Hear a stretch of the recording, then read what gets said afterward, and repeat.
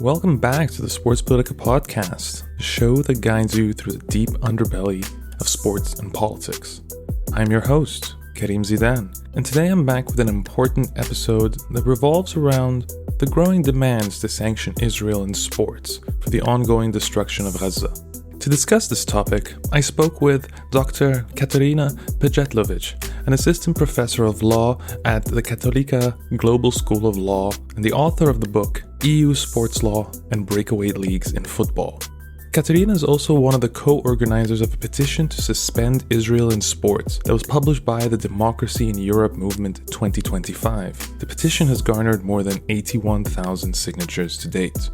I met Katarina at the Play the Game conference in Trondheim, Norway just last month, where I heard her speak about the double standards in international sports organizations' handling of Israel-Palestine in comparison to its treatment of Russia following its invasion of Ukraine. Given that this is a subject I have written about myself, I knew then that I had to have her on the show to really flesh out these ideas. Now, without further ado, here's the interview. Hi, Kat. How are you? It's a pleasure to have you on Sports Politika. Thank you very much. Thanks for having me. Well, so I had to have you as soon as we actually met in Trondheim just a couple of weeks ago in Norway for the Play the Game 2024 conference. And I have to admit, your talk there was one of the best at the entire conference and got one of the longest ovations thereafter. And it was really because you were one of the few people who actually talked about the situation in Gaza right now, the ongoing genocide and ethnic cleansing, and what FIFA and UEFA should actually be doing about it. Believe it or not, for a conference where we were discussing sports and politics for 4 days, there was very little proper discussion about Palestine. So it really was a breath of fresh air to have you there and to listen to you talk about it. I want to pinpoint, and I'm going to be linking for our listeners, I'm going to be linking to Kat's presentation in the actual Substack post, so you'll get a chance to listen to it. But I really wanted to start by talking about this one line you had that I thought really drew a visceral reaction from the crowd, and it was really an important line, which is Gianni Infantino doesn't feel Palestinian today. Can you delve into that a bit more and tell me what you were thinking and why that line specifically? Well, I'm pretty sure your listeners are aware of that Gianni Infantino's infamous speech where he said that he feels disabled, he feels gay, he feels, he missed to say woman, but he included that later on. And he kind of said that he understands what discrimination is. That was the point of the speech when a migrant worker issue in Qatar was being addressed by everybody pretty much in the sports community. So my point was to say, well, he doesn't feel Palestinian, apparently, and that is because there is no reaction, no action from FIFA or UEFA at all, or international sports community altogether regarding what is going on in Gaza now with Israel's actions. And I have compared that to the action in relation to Russia and Ukraine. When Russia invaded Ukraine, we saw the reaction immediately. Within hours, there was a letter of condemnation from all the sports governing bodies. Within 4 days only after invasion, there was a full suspension of Russia. So my point is that apparently the mechanisms to address the breaches of international law and human rights do exist for the sports governing bodies. So why are they not applying these very standards to Palestinians and Israel as well? There is no word from any of them except for, as you might have seen, that after my speech, 2 days after that, Associated Press has published an article where they said that Ceferin, the president of UEFA, said that they are not even thinking about banning Israel. And he previously said that it is a hard issue to comment on. And that is something that I don't understand. It was not hard when we had problems with regard to other countries, not just Russia. We are talking also Yugoslavia, South Africa, Azerbaijan, and so on.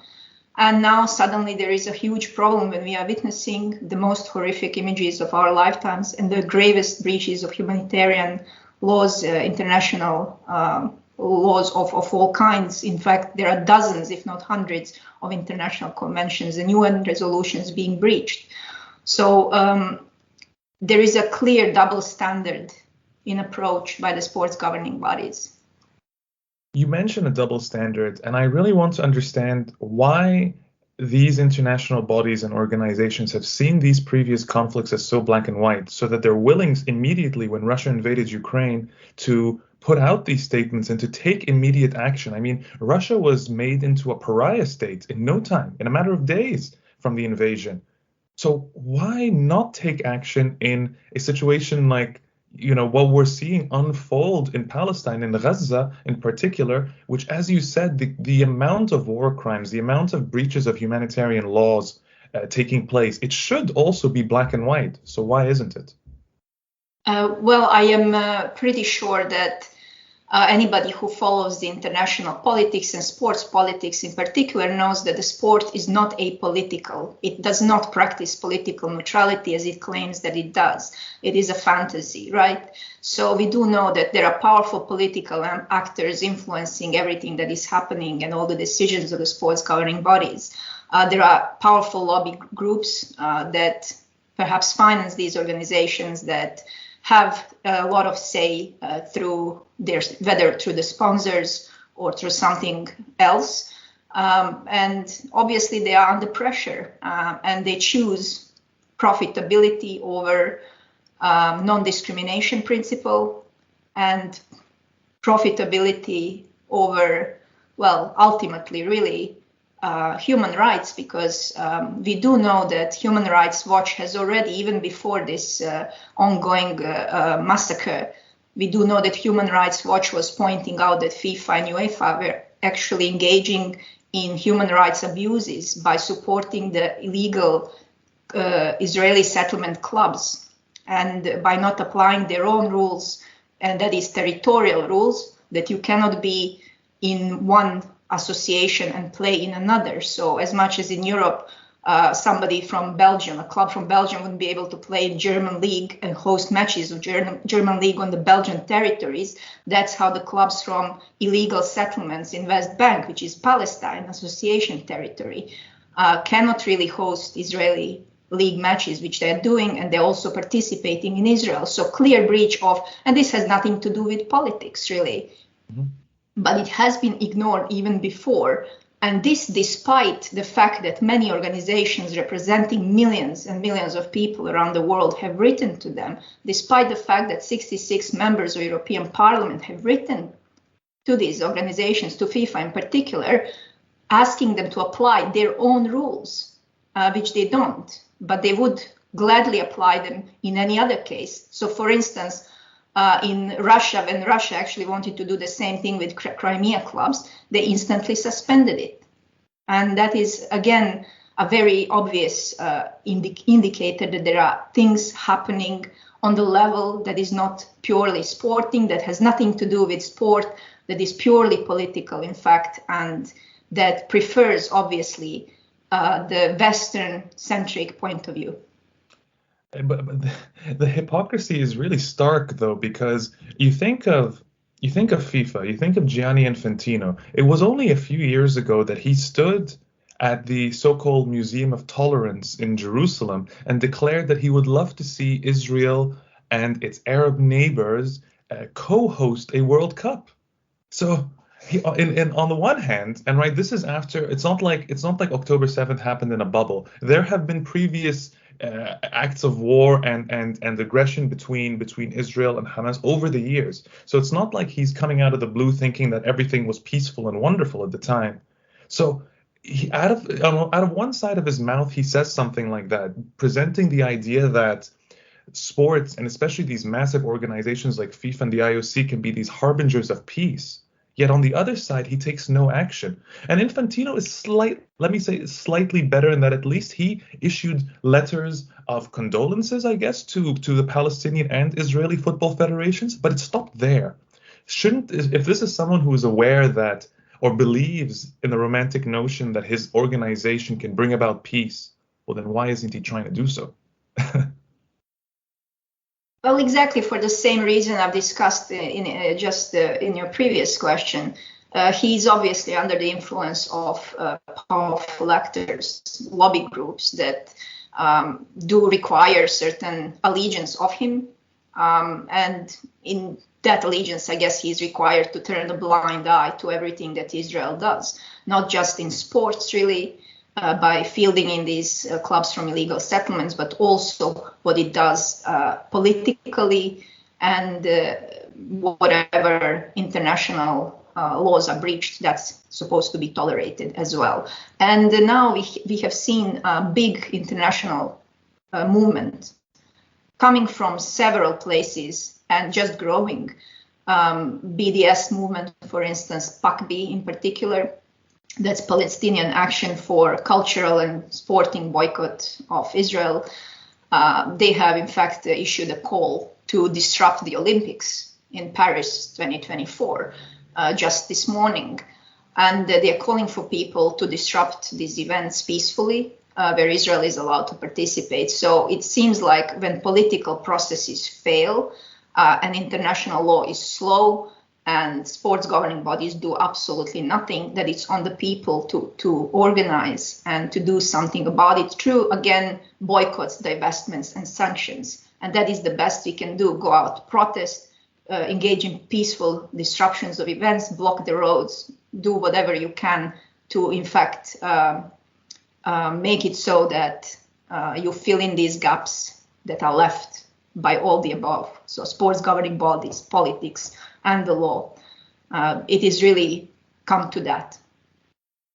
You yourself have also, taken action, and that's you're one of the co-organizers of the Democracy in Europe Movement 2025 petition, which is called on Israel to be suspended from sports, right? And you, as last time I checked, it had gathered well over 70,000 signatures. That's significant action right there. What drove you to create this petition, and do you feel it is, as you said, filling in those gaps left behind by the governments?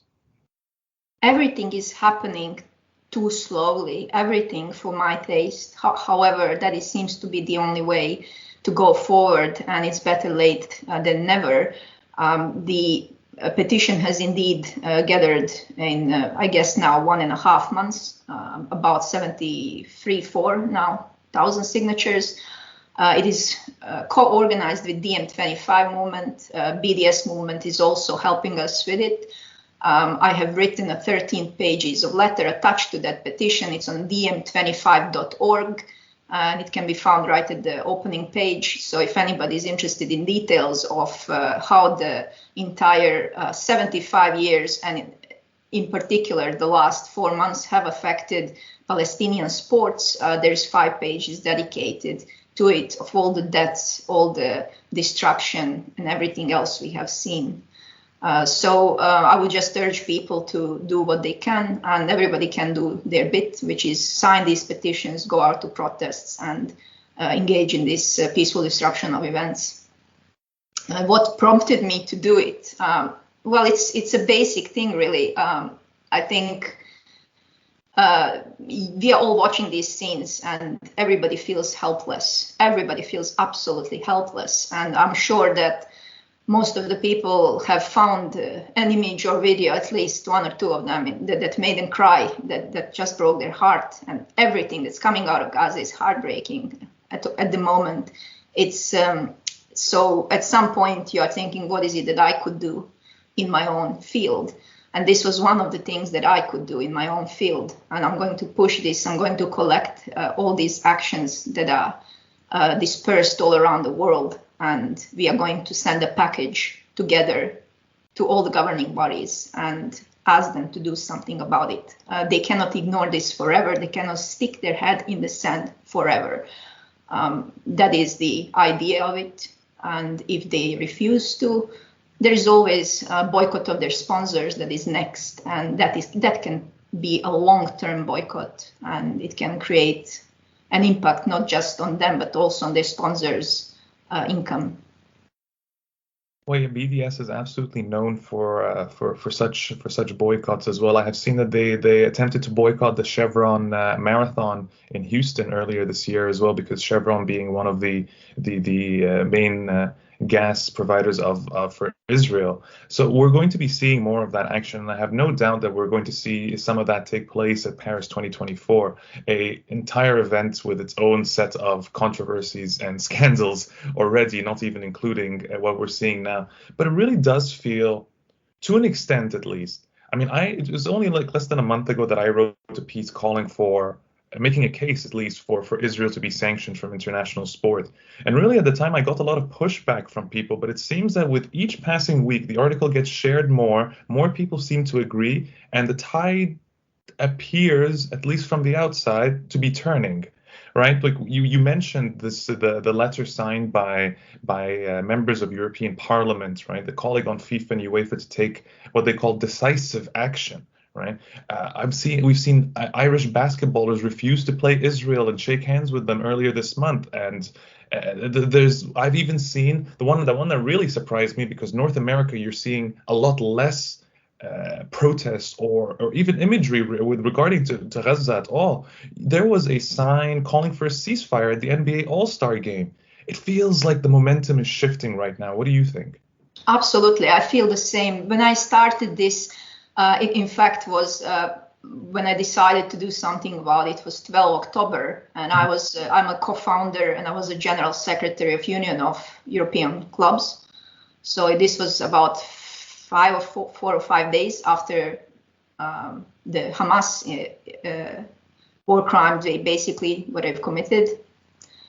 But immediately the next day we knew that the response would be disproportionate from the rhetorics of the politicians and everything. So I've come under massive pressure from my organization to delete my tweets that are in support of Palestinian rights. A guy from executive board has called my tweets disgusting and abhorrent. And another guy is running the club in Israel that is publicly supporting genocide. And I quit from that organization in no time, and dedicated all my time to this campaign. So from that moment to today, you're completely right. There has been a shift. My question is why it took everyone so long. You were one that just from the very start, you saw what is happening and you started writing about it. Others were slow. Media is slow to pick up on things. I understand editors are actually censoring them heavily. There are many journalists out there who would like to write about it, but they cannot get past that editorial process.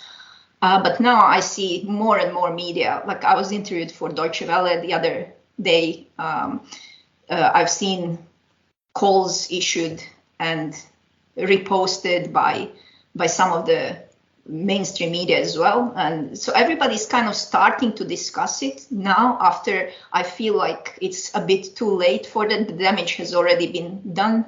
And I feel like it's irreparable at this point as well. A lot of it, certainly all the lives lost and all the lives that are going every day. And that's why I feel it's too slow, because every day delayed is another 100 and something souls that are just gone.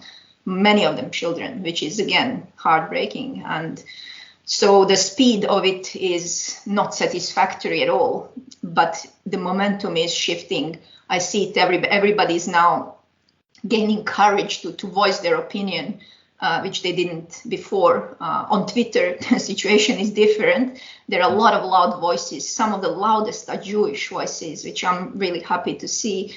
And but on platforms like LinkedIn, where everything is about work related, you can already see a lot of apprehension and people don't want to touch the topic with 10-foot stick. But I'm now seeing a big shift there as well. There are already people discussing it, and I'm certainly one that's posting now more and more about it every day.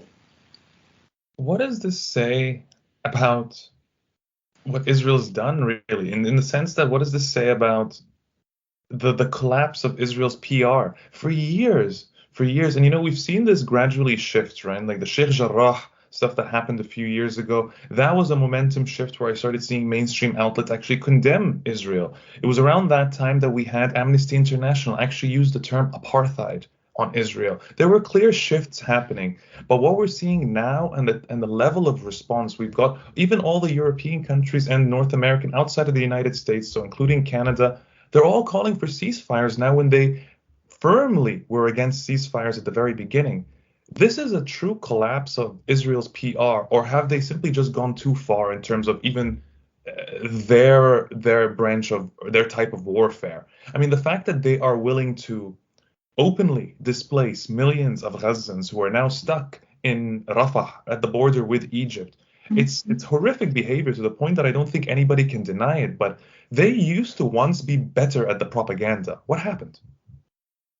It's a very good question, and I would really like to get into the head of people that are in charge of the PR for Israel, because these days, when everything can be checked almost instantaneously, they have been putting all sorts of disinformation, straightforward lies, right on the platforms that is visited by millions worldwide, and that will challenge them. And then they were deleting those tweets that people kind of, figure out, wait a minute, this happened 10 years ago in Lebanon. It was not just in Israel. So why would you put the picture of somebody from Lebanon and say that it's something that Hamas did? And of course, everybody knows about 40 beheaded babies and mass rapes and all of that. And right now, we are at the point where it is really hard to believe anything that comes out of the Israel's Twitter account or any of the PR people that they have employed. And we know who they are. I know you're following the same, probably, people as I do. So you know that there are individuals who are paid to lie and lie and lie and present misinformation. And they're completely debunked by all the responses. And they still maintain their posts. So this is the kind of PR, first of all, that is from that purely social media point of view, extremely unhelpful for Israel. And of course, the actions that are following all that are atrocious. I don't even want to go into it. I've seen images that I cannot ever get out of my head. I cannot believe how people can actually survive there and what they're being put through. I understand that now the northern Gaza is being separated by wall from the rest of the Gaza, which it's incredible, especially in the light that all the gas and oil is actually in the North Gaza, especially because so far we know, according to, you mentioned Amnesty International, and that they have designated Israel as an apartheid state. So has Human Rights Watch. So has Israeli-owned human rights organization called B'Tselem, called it brutal apartheid regime. And now this is all a land grab. It is to just increase the territory to get the access, unlimited access to the oil and gas that they were already exploiting. And according to the studies from the UN, we know that there are hundreds of billions of dollars or whatever that have been taken out in oil and gas from Gaza, and people have never seen any of it. So Israel has been stealing basically oil and gas, and right now it's going to become their territory. This is what is happening, while the sports governing bodies absolutely don't care that there is a clear breach of dozens of United Nations resolutions, such as 242, for instance, 3379, and so on. The question that I keep bouncing around in my head here is, how effective can sports actually be in leading to change in such a situation? Because even what you're just telling me right here, there is a significant economic and geopolitical factor to this. As you mentioned, the land grab, the oil and gas that's involved in this. Would sports, say we achieve some form of sanctions that would apply at the Olympic Games, say Israelis have to compete as neutrals, or say we go one step further and they're actually boycott from certain competitions. Is that enough of an incentive to get the Israeli government to change course, because it seems that its current far-right government, led by Benjamin Netanyahu and Ben Gvir and these other characters that they have on there, these really ridiculous human beings, it doesn't seem like they're going to be swayed by something like sports. What do you think?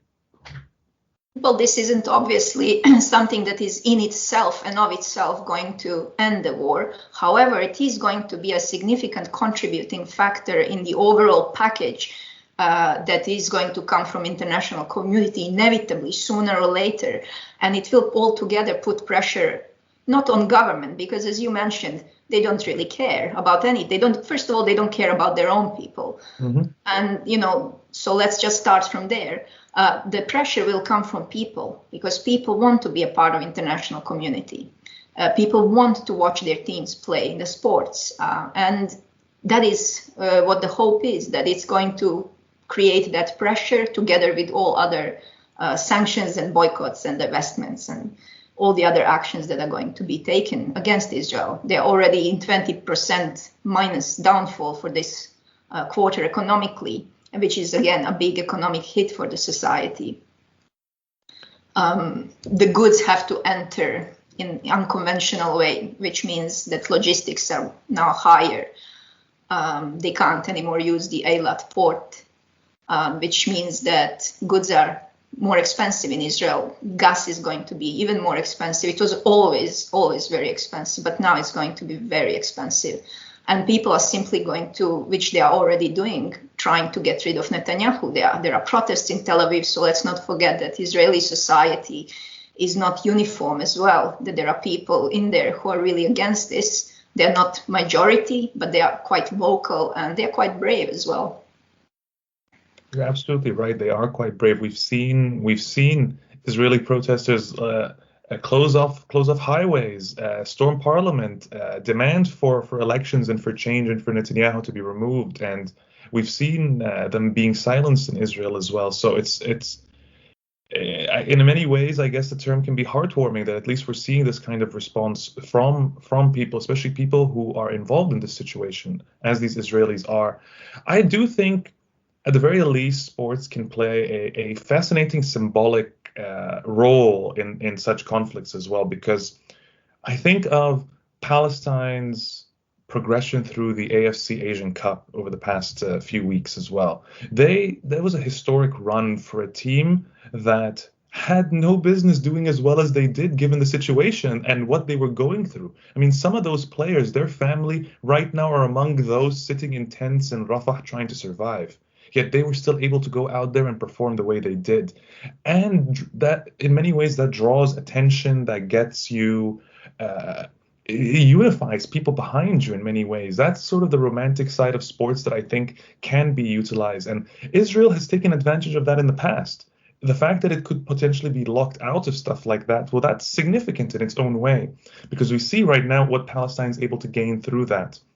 The question now for me is, who else is going to be able to benefit from something like this? I'm an Egyptian, and I know too well the role my own government and my country plays from the blockade long before before October 7th to what's taking place right now, and the continued blockade taking place. So Egypt's hands are dirty. They've always been dirty, but so is the rest of the Arab region as well, and that includes the Gulf. So Saudi Arabia was more than willing to normalize ties with Israel without even considering Palestine just a few months ago. That has changed now. Qatar was a country that, sure, negotiated for Palestine, but never went out of its way to establish a Palestinian state. Yet Qatar, during the AFC Asian Cup, presented itself as, the patron of Palestine, the supporter and the protector of Palestine. Are we watching some sort of, soft power game taking place here, or is this legitimate, do you think? Well, there is a shift everywhere and on all levels, as we discussed already. And one of the levels that I am seeing is that, yes, perhaps, again, very late, but better late than never, that policy of certain countries because in those, in Egypt, where you said people and government do diverge on the issue of Gaza. Mm-hmm. And on Palestine, and so do in other countries as well, Arab countries. So the entire MENA region, and so Saudi Arabia, Qatar, and others, Jordan, right? Everything is pretty much, I think, just like in the West, most of the people are on the side of Palestine. In Arabic country more than ever and more than anywhere else. But government and what they are doing is tiptoeing around some very sensitive political issues, because we know that Israel is backed by the US and that is basically that they're used like a Rottweiler in some way, a bully. I don't think I exaggerate when I say that, and that everything has to somehow fit their desires, and anybody who wants to push back will be ostracized or punished in some way. And of course, this can work for a while with a few countries, but it can't work against everybody, because right now I see almost like a split happening over this issue that is much wider geopolitical problem, and that is that world is dividing into two almost. We see European countries siding with the US for God knows what reason, and acting like a vassal state of the US. And that is unacceptable to the citizens of the European Union. It is unacceptable that all of these horrors are taking place. And I know that European Commission has here really earned itself a lot of grief from the people, with Ursula von der Leyen on the front, that there were calls for her resignation by the same organization that is now leading this petition. And I'm kind of expecting that something will break somewhere, that some sort of global non-compliance, let's say, or some sort of soft revolution will take place. It is not inconceivable that it might happen, because everything is becoming harder and harder in every country. We see cost of living raising, we see pressures from everywhere. And I think in that sense, sport will fall into this general overall pushback against governments and against the authorities. I think that's an excellent point, because really it shows you that the world is dividing on these tribal and political lines right now. And that's a lot of where we end up on these debates. You pick a side based on where your politics lie. And I think that's always been so problematic, especially as we diverge away from what governments are doing. So if that's the case, and if we know that people are going to make their decisions based, unfortunately, on whatever ideology they hold, political or otherwise, how do we appeal to people's humanity when it comes to Palestine? Because that's really what we need here. It's their empathy and their humanity to understand that this goes beyond politics. This isn't, you know what I mean? Like this is a humanitarian crisis, and human rights are not political. So how do we appeal to people and make that make sense to them? Well, I can only say that my personal attitude towards belonging to any political grouping or ideologically or otherwise is probably a wrong thing to do, because there is not a single group that you can agree on everything with. So what you should do is look at the issue itself and agree with yourself whether or not you can support that, and simply support all of those that support that issue. On another issue, maybe support that political party. You know, whereas on the issue of, let's say, Russia and Ukraine, you might be completely against what somebody was saying or doing. You can completely agree on this with them, or vice versa. So it is always choose the issues and not the political parties. They lied about pretty much all the important things that happened in the world in the past several decades. We are finding out now some things. Julian Assange's trial is today, whether or not he's extradited to the US. And that also ties in very well with, you know, so we were lied to about Iraq, we were lied about Vietnam when I wasn't even born. But of course, we now know better. We were lied pretty much about every war that there was. So people always have to wonder, are they telling me the truth now? You know, it's just a very basic things. Stop watching mainstream media. Get on some probably social media platform like Twitter or X now, and start following independent journalists. And that's my advice, is to get full picture. You cannot really watch the propaganda, because it's pretty much a brainwashing, and you're putting yourself up for it. By doing it, you are unwillingly really participating in endorsement of these crimes against humanity. And it doesn't take any major philosophical discussion. It takes just having a look at what's going on in Gaza, just looking at few videos of what people are going through, and just asking yourself question that, is this okay under any circumstances at all? And you will see that you cannot but Hamas or but 7 October your way out of it. Well, honestly, Kat, that was an excellent way, I think, for us to conclude this podcast. Thank you so much for coming on and for having this discussion with me here. I think it's an important one. I'm glad that we're seeing some momentum shift here, but it's people like you that helps us get to this place. So thank you for what you continue to do. Thank you too for your work. It's my pleasure. Talk to you soon. Take care.